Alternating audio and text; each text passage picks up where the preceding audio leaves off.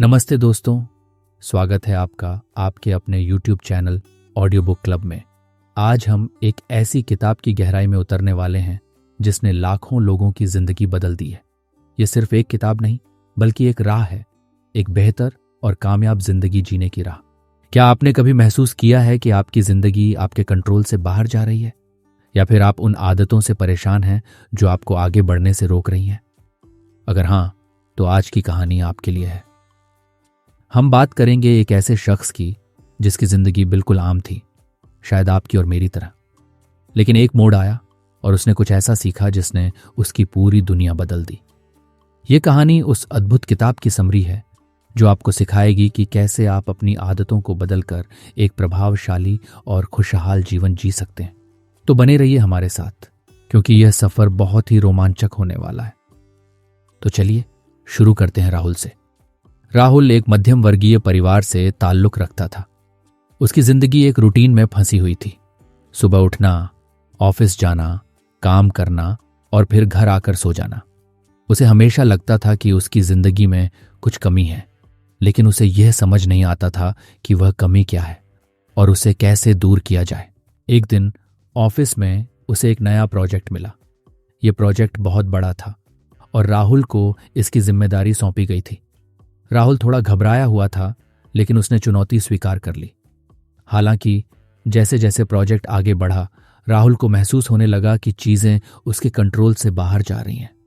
Deadline करीब आ रही थी और काम पूरा नहीं हो रहा था। राहुल बहुत तनाव में रहने लगा। एक शाम जब वह अपने घर लौट रहा था तो उसे सड़क किनारे एक पुरानी किताबों की दुकान दिखी। यूं ही उसने अपनी गाड़ी रोकी और दुकान के अंदर चला गया। धूल भरी किताबों के बीच घूमते हुए उसकी नजर एक किताब पर पड़ी, अत्यधिक प्रभावी लोगों की 7 आदतें, the 7 habits of highly effective people. किताब का टाइटल उसे कुछ खास लगा और उसने उसे खरीद लिया। घर आकर राहुल ने किताब पढ़ना शुरू किया। पहले ही चैप्टर में उसे एक ऐसा कॉन्सेप्ट मिला जिसने उसकी सोच को हिलाकर रख दिया, प्रोएक्टिविटी। किताब में लिखा था कि हमें अपनी परिस्थितियों का शिकार नहीं होना चाहिए, बल्कि हमें अपनी प्रतिक्रियाओं को खुद चुनना चाहिए। हमें यह समझना होगा कि हमारे जीवन में जो भी होता है उस पर हमारा पूरा कंट्रोल नहीं होता, लेकिन हम उस पर कैसे रिएक्ट करते हैं ये पूरी तरह से हमारे हाथ में होता है। राहुल ने इस बारे में गहराई से सोचा। उसे एहसास हुआ कि वह अक्सर अपनी किस्मत को कोसता रहता था या दूसरों को अपनी परेशानियों के लिए जिम्मेदार ठहराता था। लेकिन अब उसे समझ में आया कि असली ताकत तो उसके अंदर है, अपनी सोच और अपने व्यवहार को कंट्रोल करने की ताकत। अगले दिन ऑफिस में जब उसके टीम मेंबर ने किसी समस्या के बारे में शिकायत की तो राहुल ने उसे टोकते हुए कहा, देखो, यह सच है कि यह मुश्किल है, लेकिन हम इस बारे में क्या कर सकते हैं? क्या हमारे पास कोई ऐसा तरीका है जिससे हम इस सिचुएशन को बेहतर बना सकें? राहुल का यह बदला हुआ रवैया देखकर उसके टीम मेंबर भी हैरान रह गए। धीरे धीरे राहुल ने अपनी जिंदगी में प्रोएक्टिव बनना शुरू कर दिया।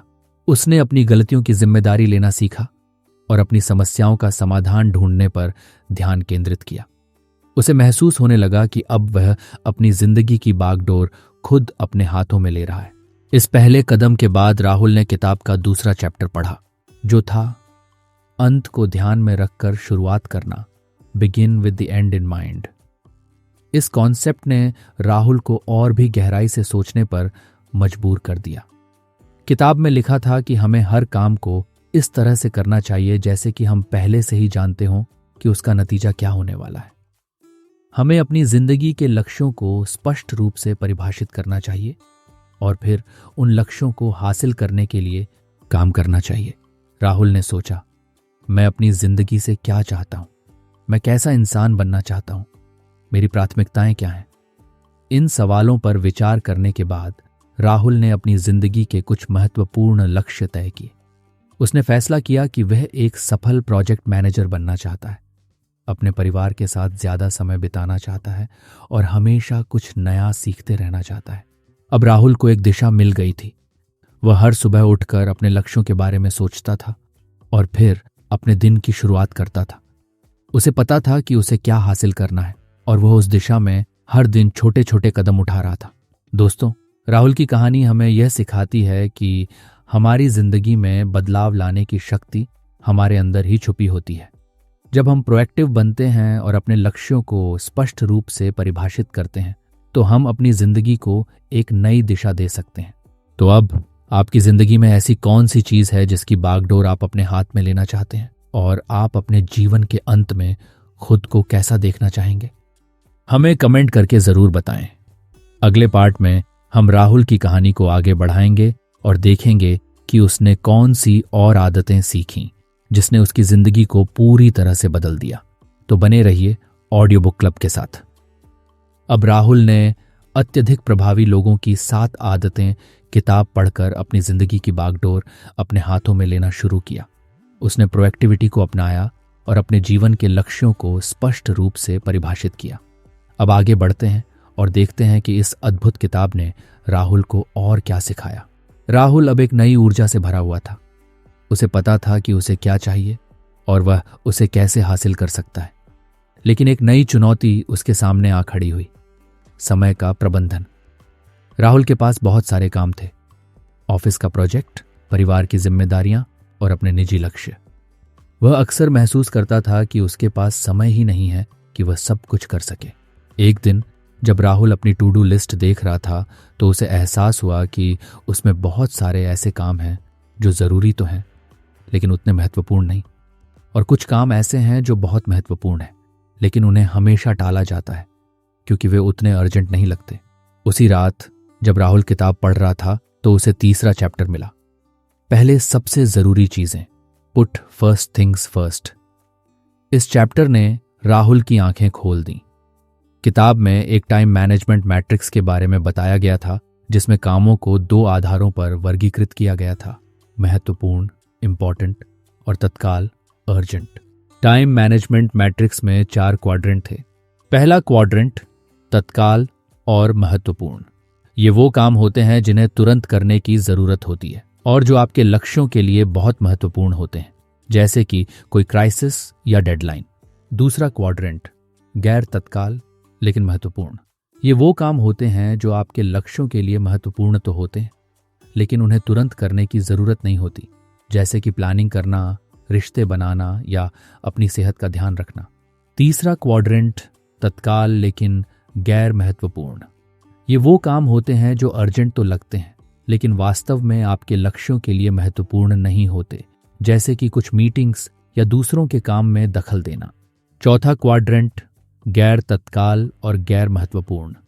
ये वो काम होते हैं जो न तो अर्जेंट होते हैं और न ही महत्वपूर्ण, जैसे कि सोशल मीडिया पर बेवजह स्क्रॉल करना या टीवी देखना। किताब में यह बताया गया था कि प्रभावी लोग ज्यादातर अपना समय दूसरे क्वाड्रेंट के कामों में बिताते हैं, उन कामों में जो उनके लक्ष्यों के लिए महत्वपूर्ण हैं, भले ही वे तुरंत करने जरूरी न हो, जबकि अप्रभावी लोग ज्यादातर पहले और तीसरे क्वाड्रेंट में फंसे रहते हैं या फिर चौथे क्वाड्रेंट में अपना समय बर्बाद करते हैं। राहुल को यह बात तुरंत समझ में आ गई। उसे एहसास हुआ कि वह ज्यादातर अपना समय पहले और तीसरे क्वाड्रेंट में बिता रहा था। वह हमेशा अर्जेंट कामों को निपटाने में लगा रहता था, भले ही वे उसके बड़े लक्ष्यों के लिए उतने महत्वपूर्ण न हो, और जो काम वास्तव में महत्वपूर्ण थे, जैसे कि अपने प्रोजेक्ट की प्लानिंग करना या अपने परिवार के साथ समय बिताना, उन्हें वह हमेशा टालता रहता था। अगले दिन ऑफिस में राहुल ने एक नई रणनीति अपनाई।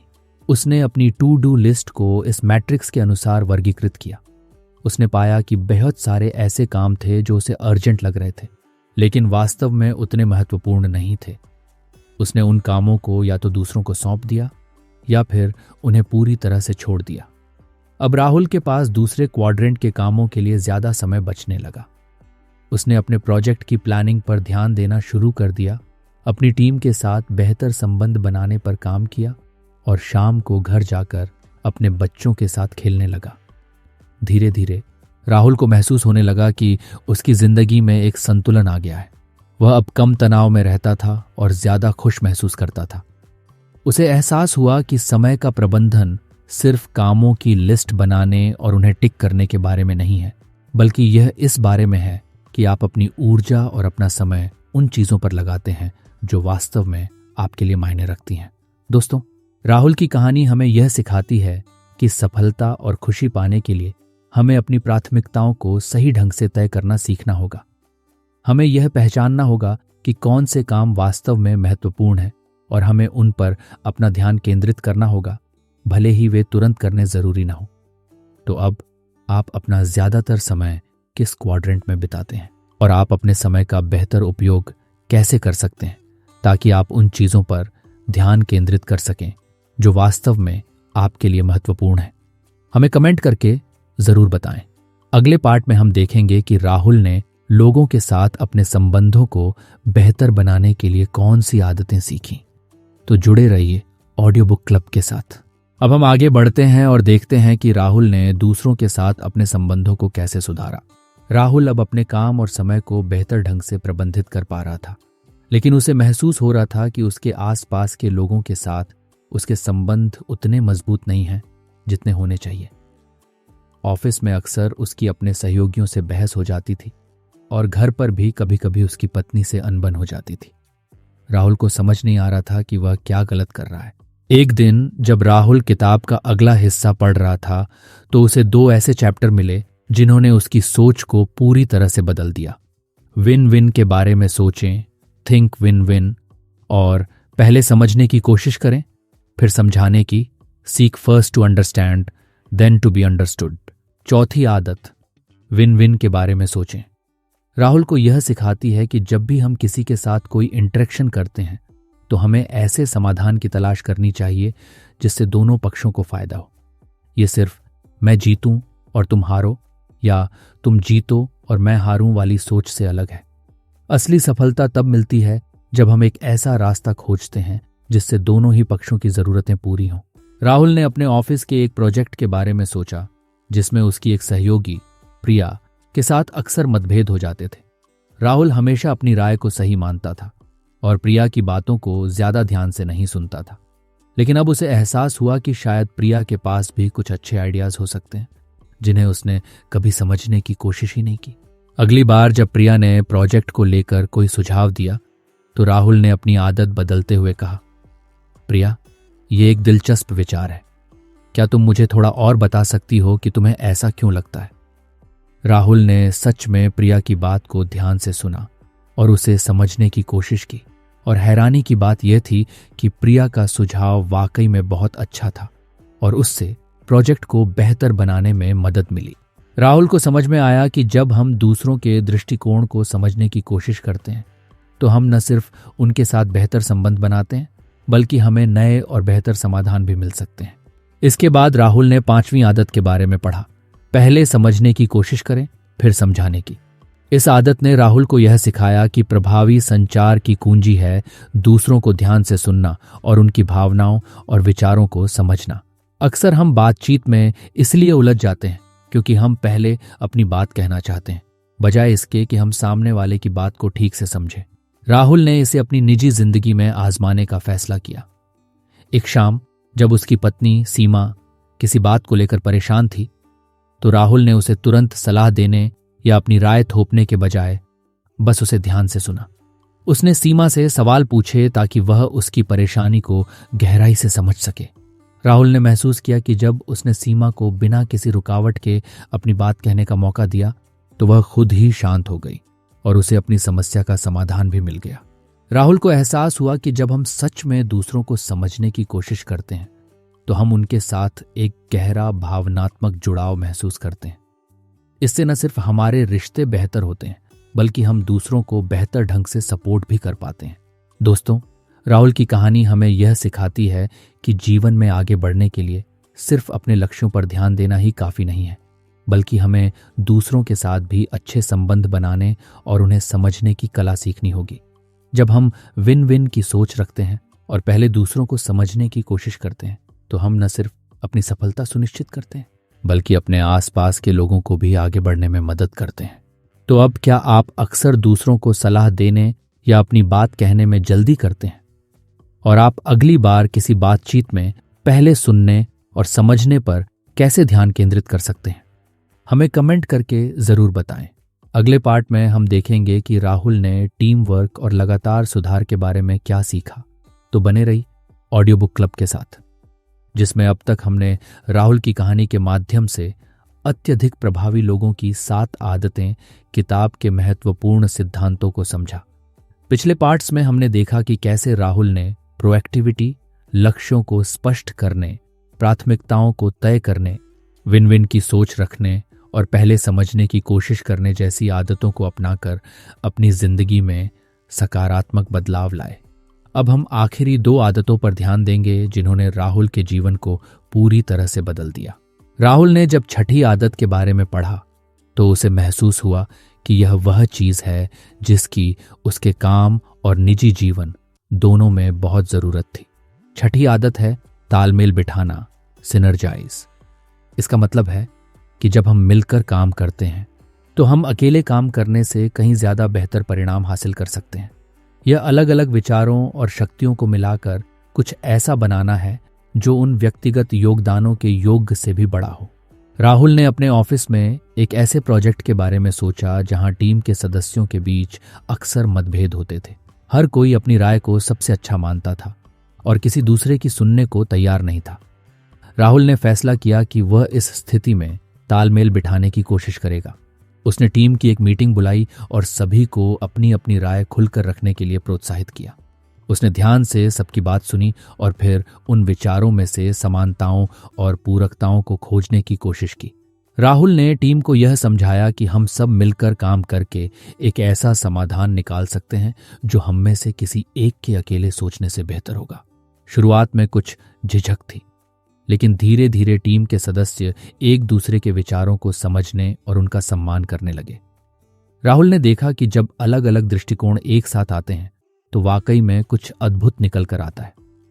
उस प्रोजेक्ट में टीम ने मिलकर इतना शानदार काम किया कि सभी हैरान रह गए। राहुल को समझ में आया कि तालमेल सिर्फ समझौता नहीं है, बल्कि यह रचनात्मक सहयोग है जहां हर किसी का योगदान महत्वपूर्ण होता है। इसके बाद राहुल ने 7वीं और आखिरी आदत के बारे में पढ़ा, अपनी कुल्हाड़ी को तेज करना, शार्पन द सॉ। ये आदत हमें यह सिखाती है कि हमें लगातार खुद को बेहतर बनाते रहना चाहिए, शारीरिक, मानसिक, भावनात्मक और आध्यात्मिक रूप से। जिस तरह एक लकड़हारा लगातार अपनी कुल्हाड़ी को तेज करता रहता है ताकि वह ज्यादा कुशलता से पेड़ काट सके, उसी तरह हमें भी अपने जीवन के हर पहलू में सुधार करते रहना चाहिए ताकि हम प्रभावी बने रहें। राहुल ने महसूस किया कि वह अक्सर काम के दबाव में इतना खो जाता था कि वह अपनी सेहत का ध्यान रखना भूल जाता था।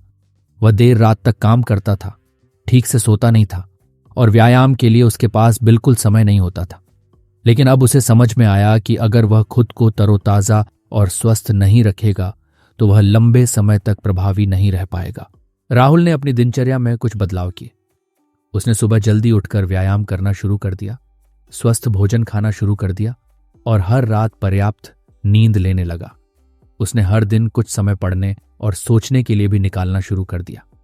राहुल ने पाया कि जब वह शारीरिक और मानसिक रूप से बेहतर महसूस करता है तो वह अपने काम को भी ज्यादा कुशलता से कर पाता है और उसके रिश्ते भी बेहतर होते हैं।